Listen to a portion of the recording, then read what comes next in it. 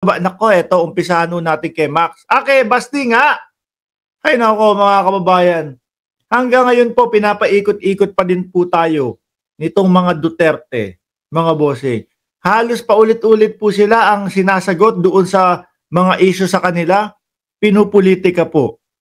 Halos paulit-ulit sila, sinisiraan lang po. Alam nyo mga Duterte kung paano nyo mapapaniwala ang taong bayan? Kung paano nyo mapapabalik loob ang taong bayan? Napakasimple.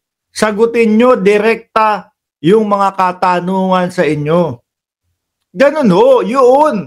Panigurado, baka lang ho maniwala ulit ang sambayan ng Pilipino sa kanila. Kaso yung estilo ho nila, mga bossing, yung sagot nandun no? To the moon.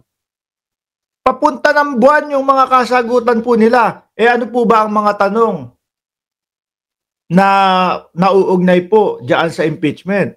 Napakadali lang po, no? Sino si Mary Grace Piatos? Sino si Kokoy Villamin? Bakit iisang tao magkapareho ng pangalan? Bakit 250,000? Yung mga safe houses kada isang gabi. Di ba Connie Olasimas at Edna Borderlipe? Yun lang mga kababayan. Hindi yung kagaya ng pinapaikot nila ang sambayan ng Pilipino na wala naman pong nakukuhang tamang sagot dito sa mga Duterte. No? Sabi dito, they are very eager, sabi po ni Max ni Baste, no? They are very eager to destroy the Vice President. Masasabi mo lang na sinisira o pinapabagsak ang Vice Presidente kapag yung mga nagpapabagsak o yung nagsasabi o mga nagtatanong halatang politika lang. Kaso nga mga bossing, yung mga itinatanong may mga back out, may mga back up. Di naisip ko si Marcoleta baka mag-back out na. May mga back up po na mga ebidensya.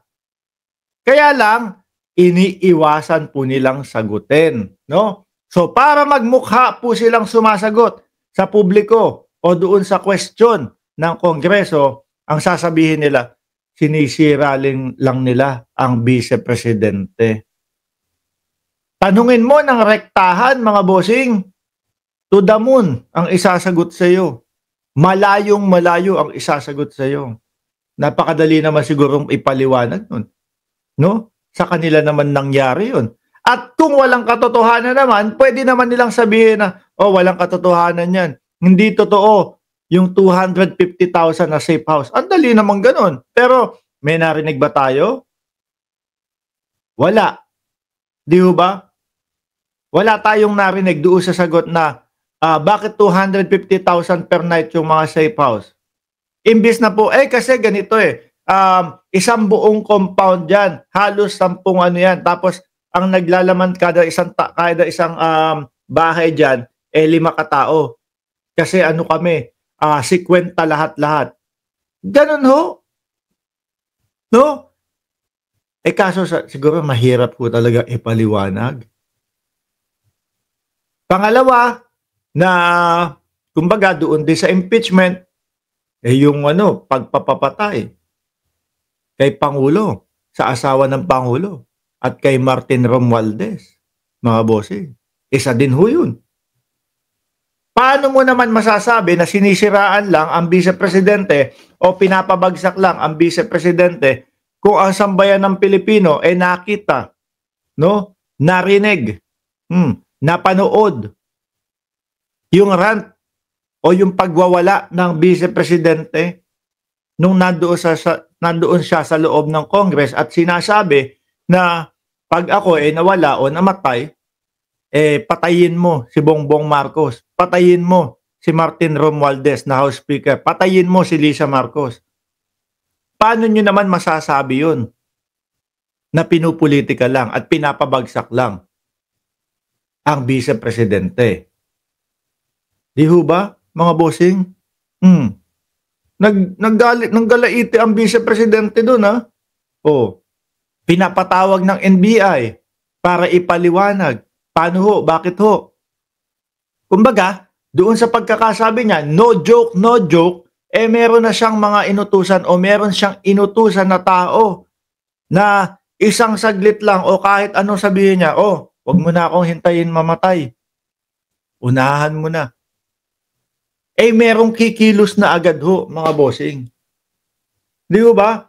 May kuntsabahan na. No joke nga daw di ba?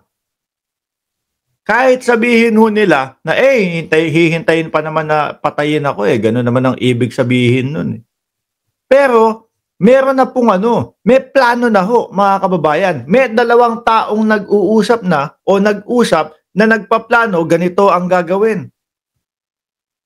Kapag ka ako ay namatay. Na pwede, mga bossing, na wag mo lang hintayin mamatay ako, unahan mo na. Di ba? Ang hirap po kasing sagutin yan, mga kababayan. Kaya, eto, kagaya po ni Baste, na mahilig manampal. Si Baste, na mahilig manampal, na hanggang ngayon, hindi pa din sinasampal si Torre. Nagka-stiff neck nung nagkaharap sila ni Torre. Hindi ho makatingin, hindi ho makalingon ng ganun They are very eager to destroy the Vice President. Yung impeachment kasi na yan, ito daw yung impeachment. Yung impeachment kasi na yan, they are just pushing for it just to make a bad name out of the president, of the Vice President. Alam nyo ho, ang Pilipino ngayon, hindi mo agad-agad mapapaniwala hanggat wala kang ebidensya, hanggat wala kang ipapakita. O walang backup yung mga pinagsasasabi nyo. Tingnan nyo ho, yung nangyayari sa kampo nila. Pajulit mga paulit-ulit. Adik si Marcos. Nagsawa ang sambayan ng Pilipino. Paano ho? Ang papakita nila na ebidensya nila, AI, hindi na ho pinansin. Hindi na nga ho pinag-uusapan di ba? Sabi ni Ferdinand Longgalong, sino may pauso ng factory worker ng fake news at keyboard warriors? Di ho ba, mga bossing? Ang tao, lalo na ang Pilipino, hindi mo mapapaniwala agad yan. Kapag ka wala kang sapat na ebidensya, kapag ka wala kang mga pinapakitang mga materyales na, kumbaga, tatayo doon sa sinasabi mo. No? Kung sasabihin mo lang paulit-ulit, Baste, na sinisiraan para masira ang pangalan ng vice-presidente, saan ang ebidensya doon? Etong kabila, saan tambak ang ebidensya? Isama mo na yung 1,200 na mga resibo.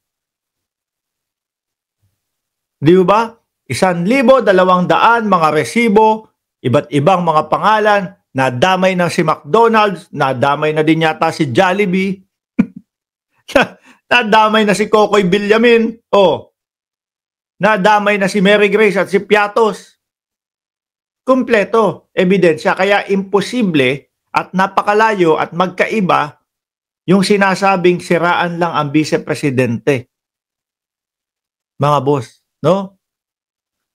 They are just pushing for it just to make a bad name out of Vice President. As far as our camp is concerned, wala na bang kasalanan talaga yung Vice President natin? Yang sinasabi niya walang kasalanan na Vice Presidente, kaakibat niyan yung pag-i-explain. Kaakibat niyan yung pagpapaliwanag. Paano mo nasabi, Baste, walang kasalanan ng Vice Presidente? Kasi po ganito, ito yan, ayan. Inday Sara, paano mo nasabi na sinisiraan ka lang?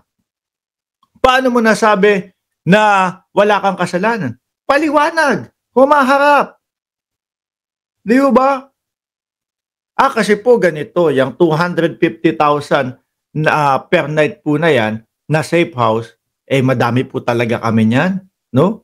Sabihin mo ng 5 kada isang bahay, tapos 10 yung bahay.